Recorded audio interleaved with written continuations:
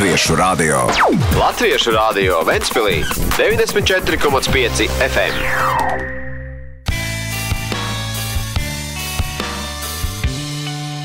Nākošais es gribētu dokumentēt izskanējušu informāciju par Grieķijas parādu norakstīšanu par 50%.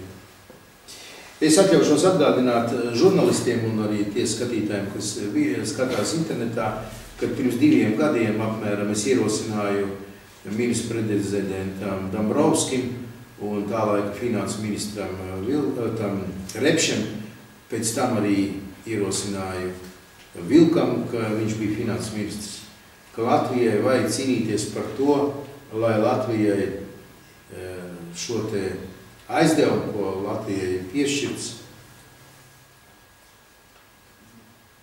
ka viņš ir jāatlaiž. Pilnīgi vai vismaz daļēji.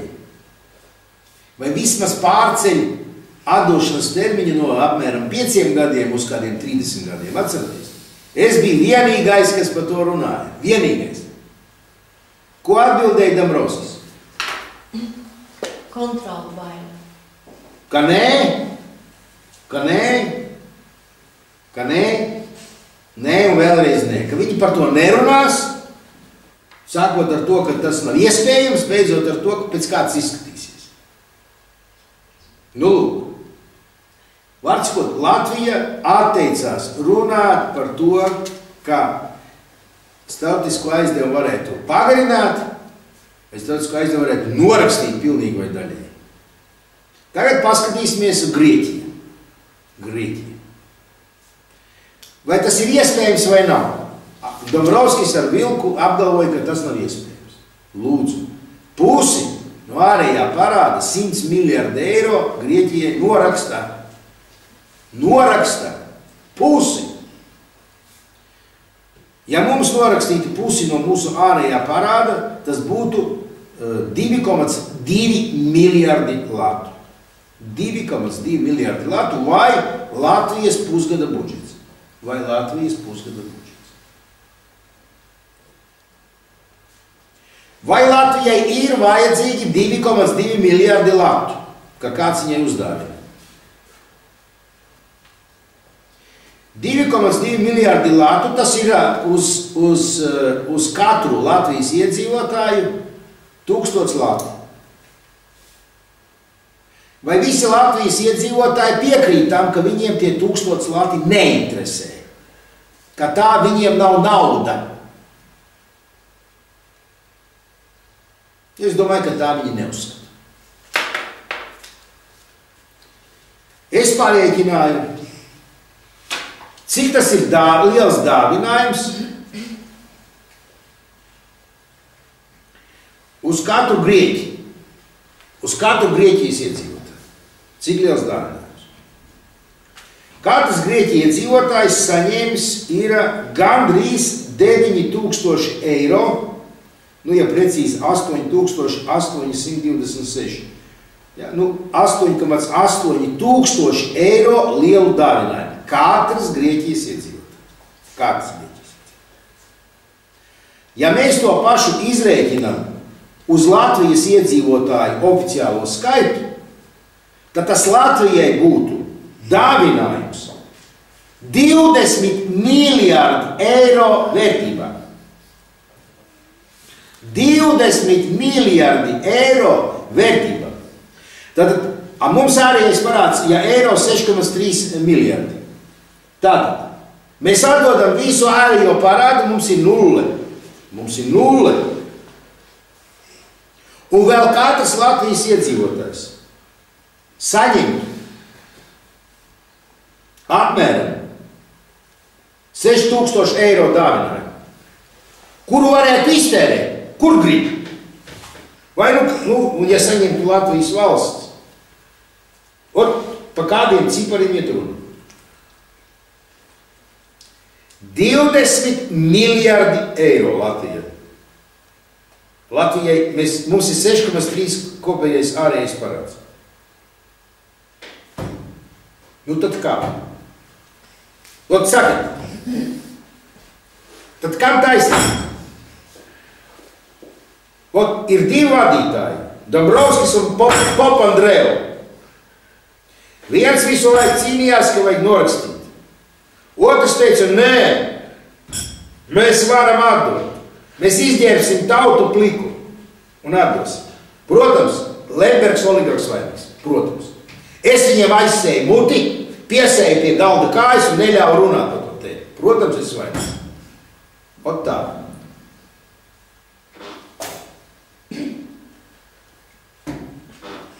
Kāpēc es tiku sašutis? Zem guloša akmens ūdens netika. Un tā, gar mums slaucīja kājas un slaucīs. Un ja tautai tādi vadītāji patīk, tad tautai nav ko sukstīties. Nav ko sukstīties.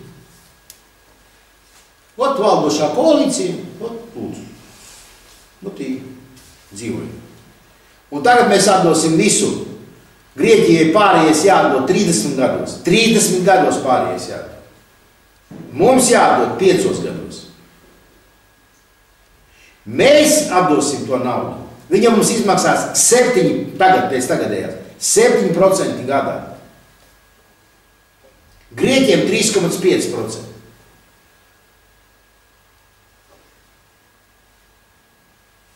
Nu, ko es varu teikt?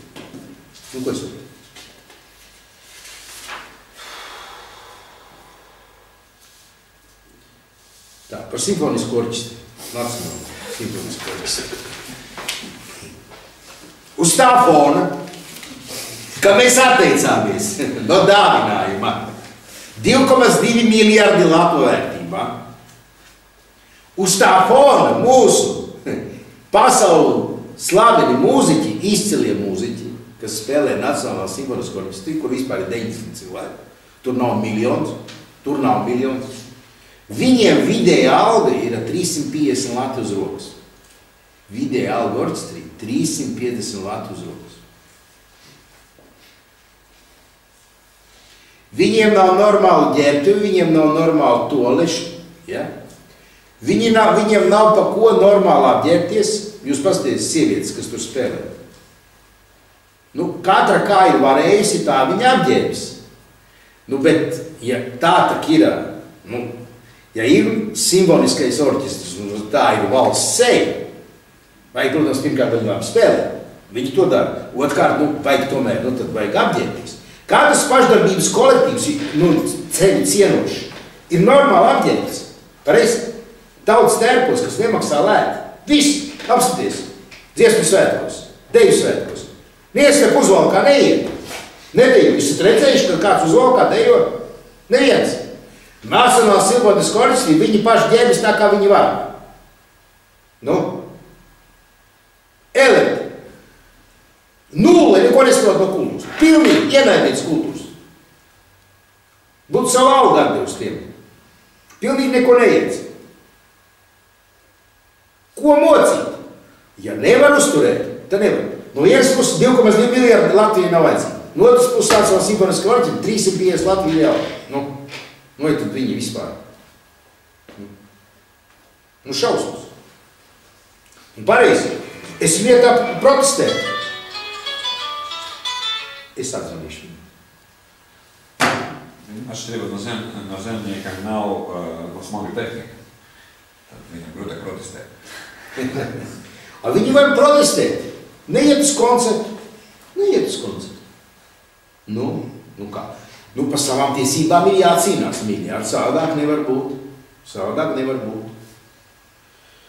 Tā kā, tas ir spilts piemērs. 2,2 miljardi mums nav vajadzīgi, bet 350 latu pasaules slaveniem mūziķiem, izciliem mūziķiem mēs nekautrējamies maksāt.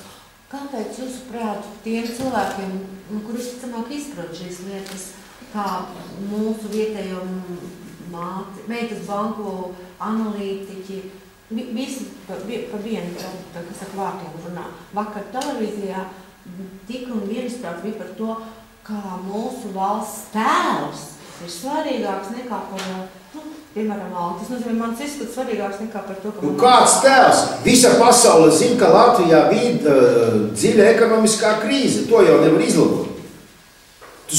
Visa pasaule domā, ka tie ir idioti. Ka Grieķiem atlaiž, šitiem nē. Un visi pasaulē brīnās, kāpēc Grieķiem atlaiž un šitiem nē. Kāpēc īriem pārceļu maksāšanas termiņu šitiem nē. Visa pasaulē brīnās. Kas paliek? Kāpēc tā attieksme pret Latviju? Vot pa ko pasaulē brīnās. Kāpēc vietējie tie cilvēki, kas to manuprāt liekas, viņi izprot, kāpēc viņi runā pretēji? Tāpēc, ka viņu personīgi tas neskar. Tāpēc, ka viņš savā rietumu tādā, ārzemniekiem pieradušā bankā nesaņem 350 latu vidēji mēnesi uz rokas. Būdams talantīgs mūziķis, visu mūžu no 3 gadu vecuma mācījies spēlēt, visu no 3 gadu vecuma, 5 gadu vecuma, pareizi? Mācījies mūzikas skolā, vidusskolā mūzikas, konservatorijā, vēl kaut kur mācījies, ja? Un katru dienu viņam vajag vēl trenēties. Nedara to, ka tu vakar spēlēji. Šodien jāspēlē. Nu? Kas šitiem te ārzemju banku runčiem? Viņš pats saņem, kas komentē, viņš saņem kā 3-5 tūkstoši latu uz rokas. Skaidrs, ka viņš var muldēt vienalga ko. Valsts tēls. Valsts tēls parādās tad, kad Nacionālās simfoniskās orķestra vidēja alga 350 latu uz rokas. Vot tur parādās valsts prestižs.